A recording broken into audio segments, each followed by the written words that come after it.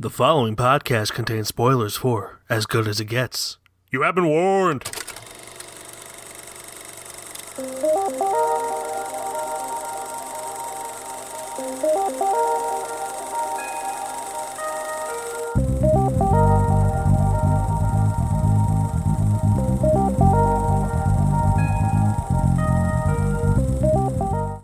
What's up, and welcome back, everybody, to Keystone Film Review.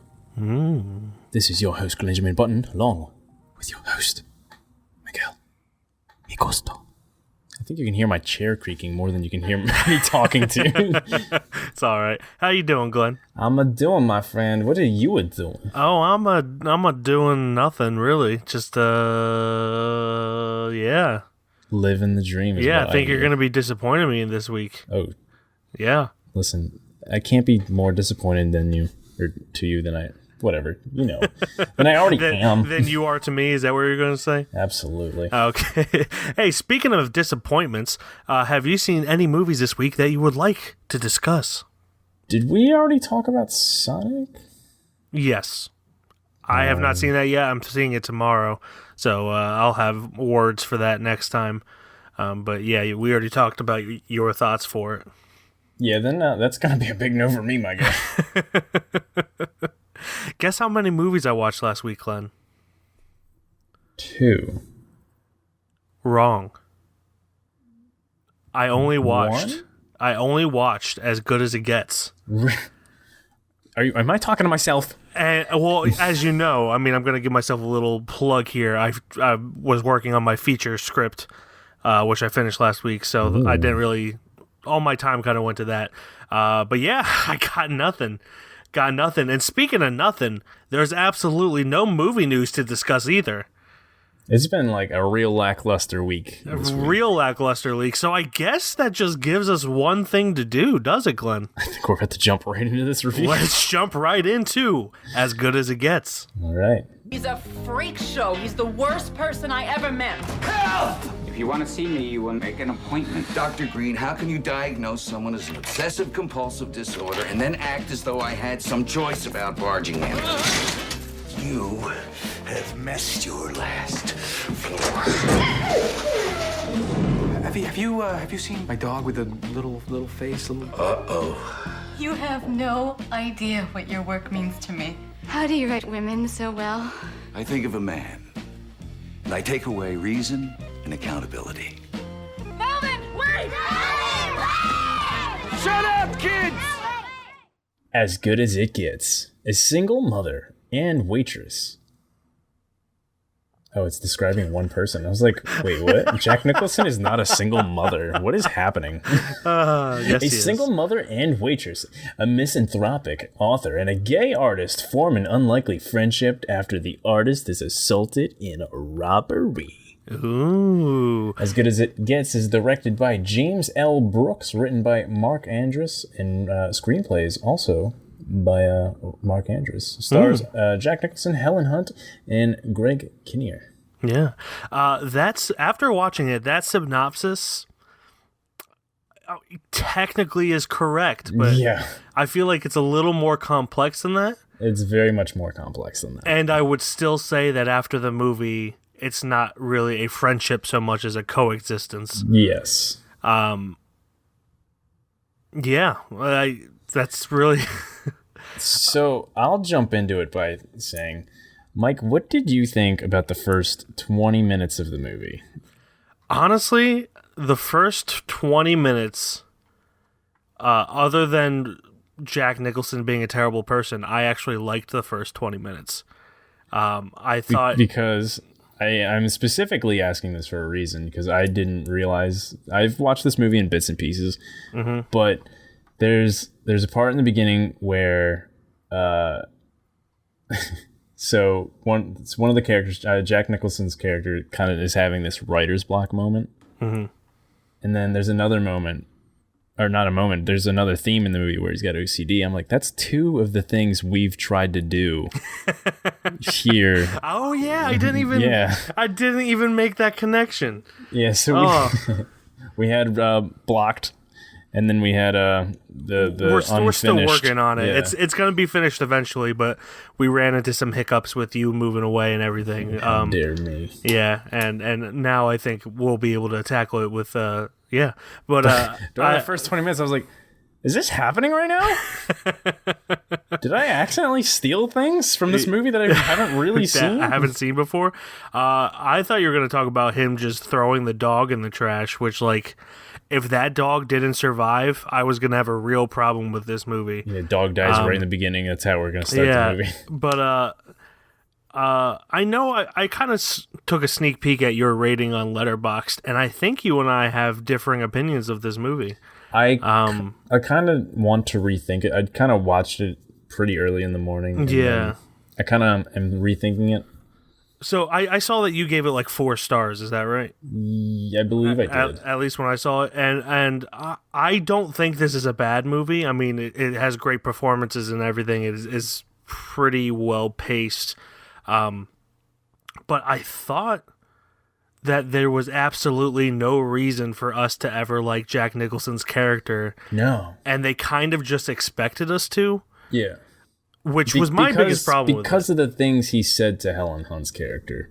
Yeah. Is like the, I guess, air quotes, you can't see them, but air quotes, redeeming factor for him is that he's a better man when he's with Helen Hunt. He doesn't prove it, though. Yeah, there is no proof that actually happens. Yeah.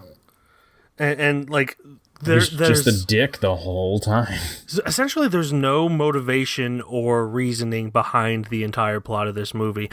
There is a little bit between him and the gay artist neighbor. They do kind of bond, but really it comes down to him paying for her child's medical care, her thinking that it's just a way for him to get into her pants, and she says it's not going to happen. And then he does absolutely nothing, and then he gets in her pants. No, not really. Like, it's implied that it will happen eventually. Yeah, but that they're dating. Yeah, there's no reason for her to fall in love with him. I really didn't believe that he was in love with her. Like, I believe he liked her. I don't think he was in love with her. Well, she's the only person who puts up with his shit. So I guess to him, that's what he thinks love is. I mean, really, the neighbor kind of put up with his shit. well, his the boyfriend neighbor's not didn't, going to but fall in love with him. that's true. Well, maybe in a different world. But I just felt like this whole movie felt like an older comedy writer writing his ideal younger woman romance, like, fantasy. And there's just no way in my mind that this logically makes sense. And I'm not against, like, romances between with a major age gap. I do think that, you know, there are a lot in Hollywood for the wrong reasons, and, you know, riches and all that. Like, Harold and Maude is a great example where, like, it's a 60-year-old, 70-year-old woman with, like, a 18-year-old boy, and that is, like, that's believable, them falling in love with how it plays out. Yeah. This just kind of felt forced, and it felt like a fantasy that the person who wrote it had. Yeah. And I'm not saying that that's what happened, but it didn't feel natural to me. It felt forced. It felt like we were supposed to have these feelings just kind of happen, and they never did. And that could be like a thing with the difference in time frame. Like, you know, I don't want to, like, get too much into this, but obviously now is a more sensitive time than the 90s. Yeah, I feel like if this movie was made now, there'd have to be a lot of changes to the movie. Yeah. Especially to Jack Nicholson's character, I would say. Yeah, I liked it a lot more when I thought it was just going to be like a platonic relationship. Yeah. Between Jack Nicholson and Helen Hunt. And then, like, the romance kept coming, and I was just like, don't do that thing that every other movie does. Mm-hmm. And it did that thing that every movie does. But I loved Greg Kinnear in this. Absolutely. And Cuba Gooding Jr. Their relationship and his character arc of, like, being beat up and everything. Mm-hmm. I thought that was the most compelling part of the movie. I really enjoyed his character and like the arc that he had with Jack Nicholson. In fact, like I thought that was good. In fact, Greg Kinnear's character was really well done, and just him acting and was so good. And I really enjoyed Helen Hunt a lot in this movie, just because she's not a dick. She's just a human being. Like, and you get a lot of the shit. Like, the only one you really don't connect with, whether you want to, whatever factor you want to put in there, it was OCD or just being an asshole or just being a rich guy or whatever, is Jack Nicholson. Yeah. And he won the Oscar for Best Lead Actor for this film.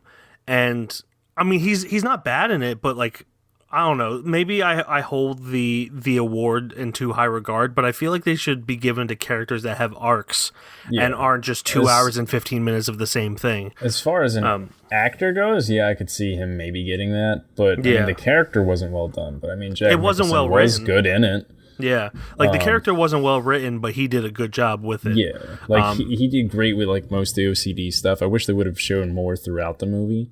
Yeah, but it also makes sense why they didn't, because he's slowly getting out of that comfort zone of doing things in like 3s or 5s or whatever he did. Yeah. So I mean, I really liked Helen Hunt a lot in this movie. She definitely deserved way better than Jack Nicholson. Yeah.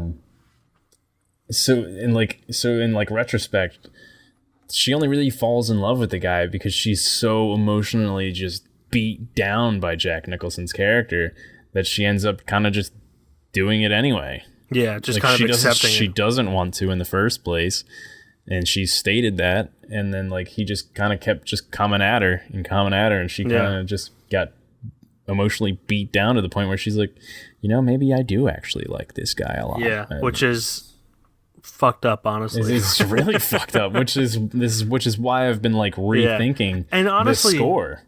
Yeah, honestly, if they portrayed it as like same story and everything, but portrayed it as this is messed up, kind of, I feel like I would have been more, or showing that he actually did change for the better instead of kind of just like slowly being like, I like the man that I am with you.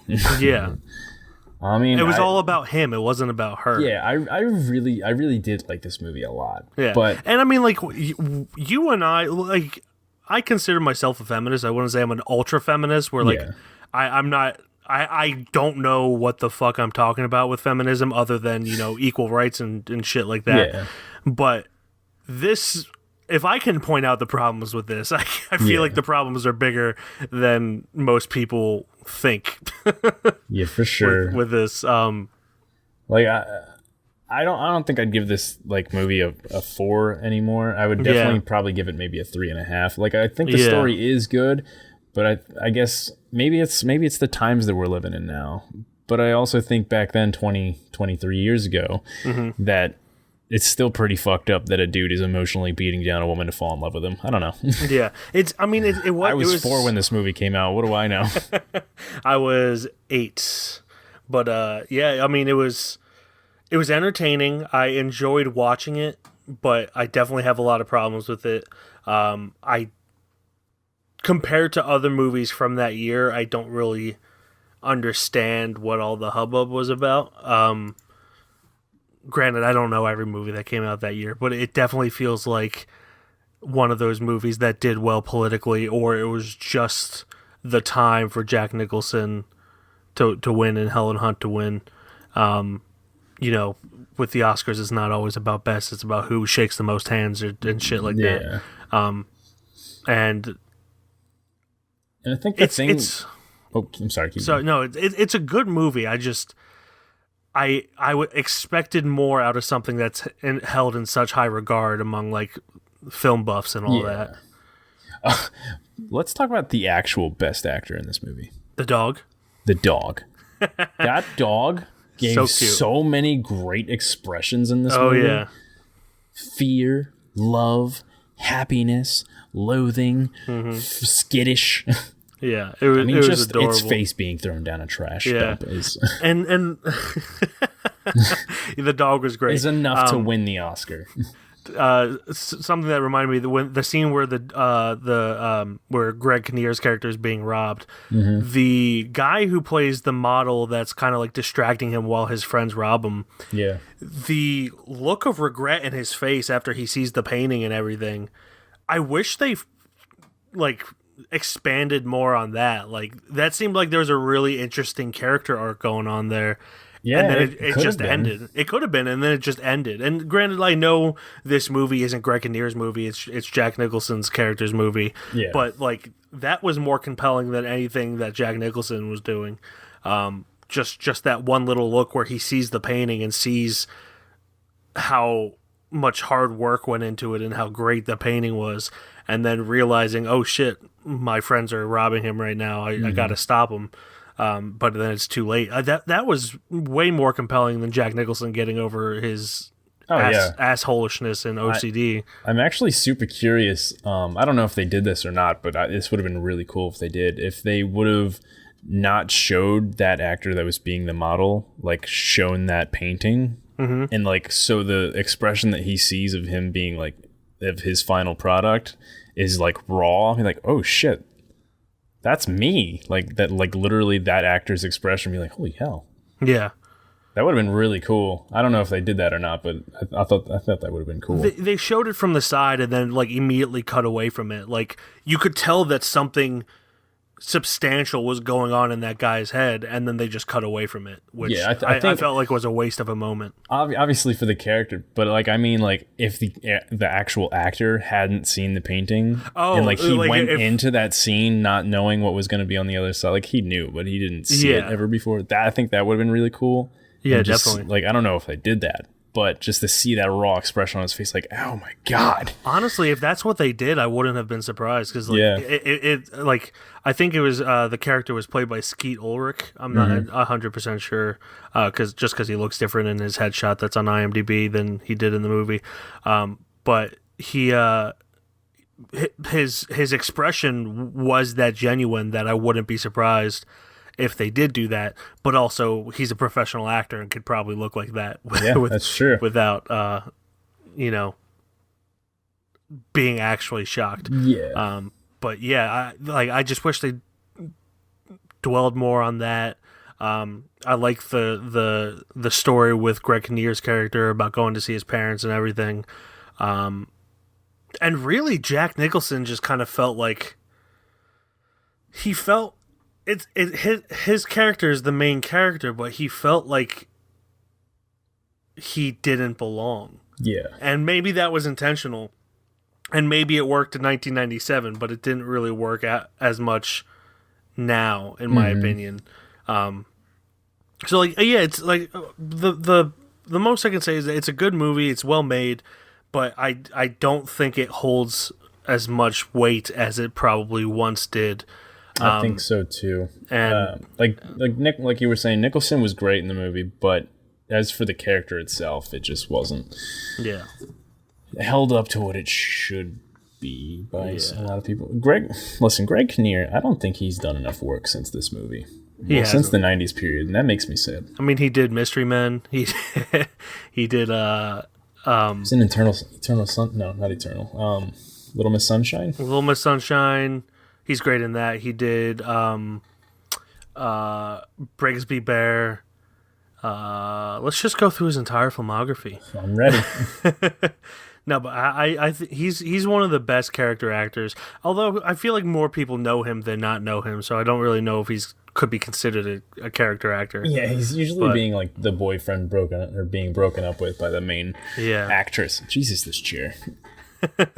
But yeah, it's a great cast. But it just didn't do it for me for the most part. Yeah.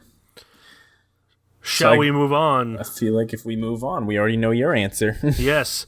Well, it's but we your gotta movie, go with my answer first. What's your silly answer? String. What's your answer? So for my shelf boy of the week, will it be there or will it not be there? That is the question.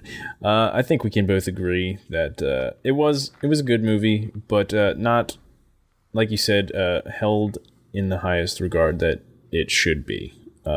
Other way around. Yeah. It shouldn't really be held in the highest regard that it has. I loved Helen Hunt. I love Greg Kinnear. I love a lot of things about this movie, but it just, dude, the character was such a dick, and he just emotionally beat down this woman to fall in love with him at the end of the movie. And I'm not against dickish characters, but like, show him change. Yeah. Like, other than just like, oh, he thinks him saying it. Like, honestly, I didn't even think romance was possible between them before Helen Hunt went to him while it was like raining. Yeah.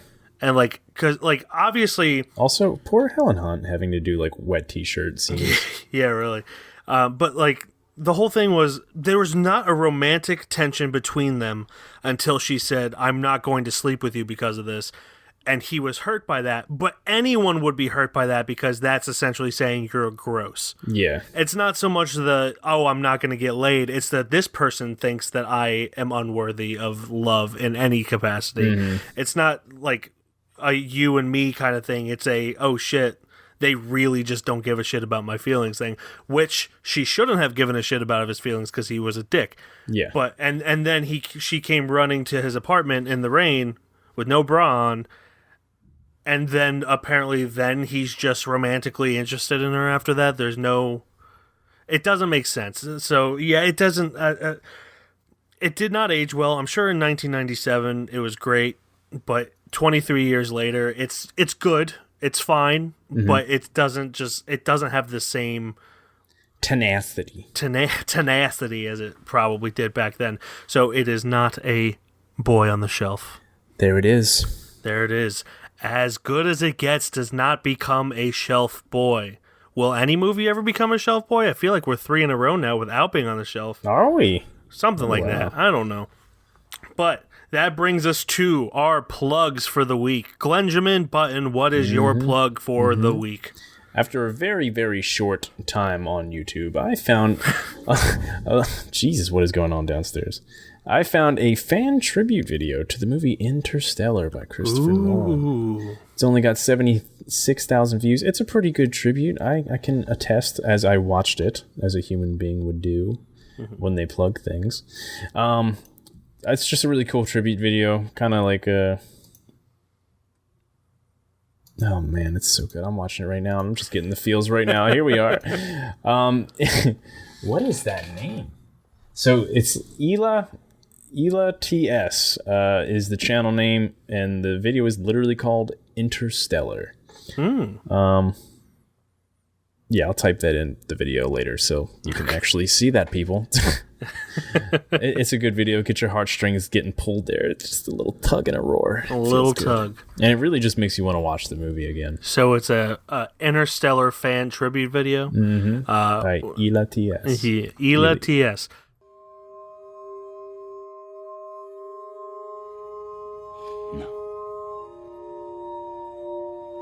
When you become a parent, one thing becomes really clear. And that's that you want to make sure your children feel safe. That rolls out down a 10-year-old that the world's ended.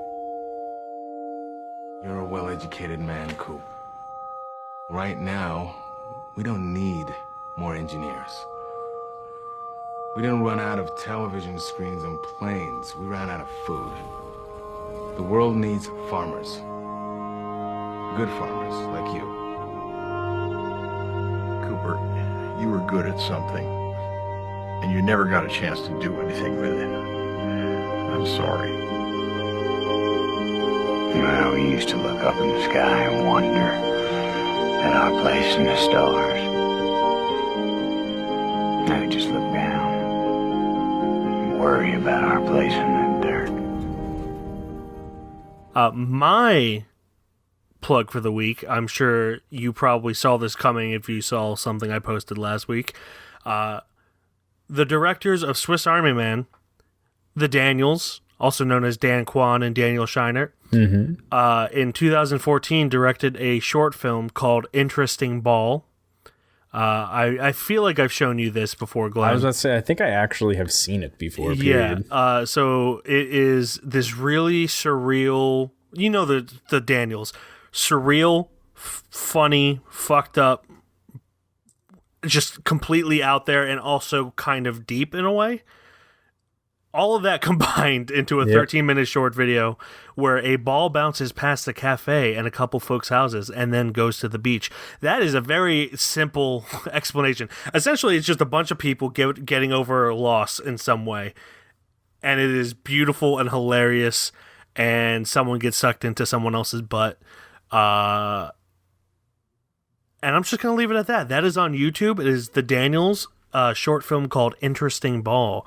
And you're in for a wild ride. Yeah, man. I've watched that thing. Well, you said 2014, right? I watched it probably right after Swiss Army Man came out. Yeah, I was like going through all of YouTube, finding anything they made. I watched music videos that they made for songs that I don't care for, but the music videos are great. Like Turn Down for What? They did that. That's, for real? Yeah, they did Turn Down for What. That makes so much sense. Where everyone's just humping. One of the Daniels is actually in it, Dan Kwan.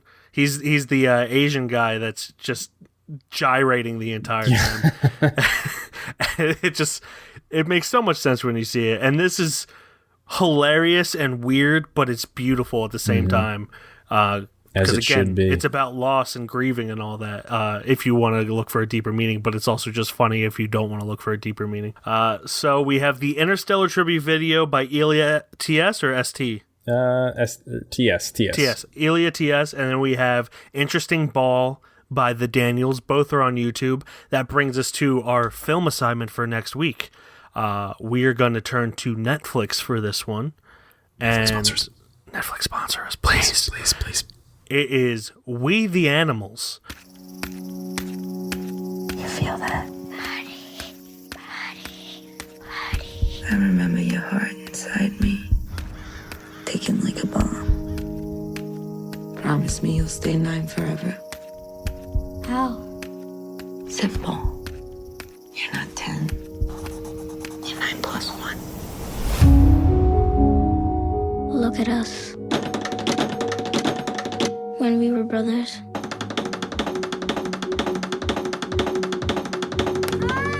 We wanted more.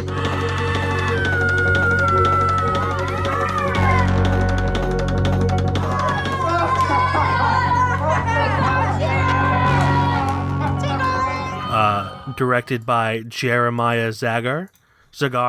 I'm going to go with Zagar. That sounds better. Written by Daniel Kitrosser and Jeremiah Zagar, based on the novel by Justin Torres. Starring Evan Rosado, Raul Castillo, Sheila Vaughn, Isaiah Christian, and Josiah Gabriel. We the Animals. Manny, Joel, and Jonah tear their way through childhood and push against the volatile love of their parents. As Manny and Joel grow into versions of their father and Ma dreams of escape, Jonah embraces an imagined world of all on his own. It's like a little independent movie that I wanted to see when it came out 2 years ago, 2018. And by the time I had time to go see it, it was out of theaters. But it looks like a nice little coming-of-age adventure kind of movie. I like the poster. Yeah, it's a great poster. So that is We the Animals, available on Netflix. Please sponsor us, please. Please sponsor us. And that will do it until next week, I guess. Unless you got something to say, Glenn. I didn't watch another James Bond movie this week. I'm on a roll, baby. You're on a roll for not being on a roll. So that will do it until next week. As always, you can look at our website, just gander at it, KeystoneFilmReview.com. On Instagram, we are Keystone_Film_Review. Twitter, we are Keystone_Film. Facebook, Keystone Film Review. On Letterboxd, I am Mike, KFR. And I am Glenn, KFR. And that will do it until we get sponsored by Netflix, or just till next week when Which we is watch... probably like 5 years, but... Yeah, until next week when we watch We the Animals. Guten Abend, mein Freunds. Feliz Navidad. Arrivederci. Arrivederci.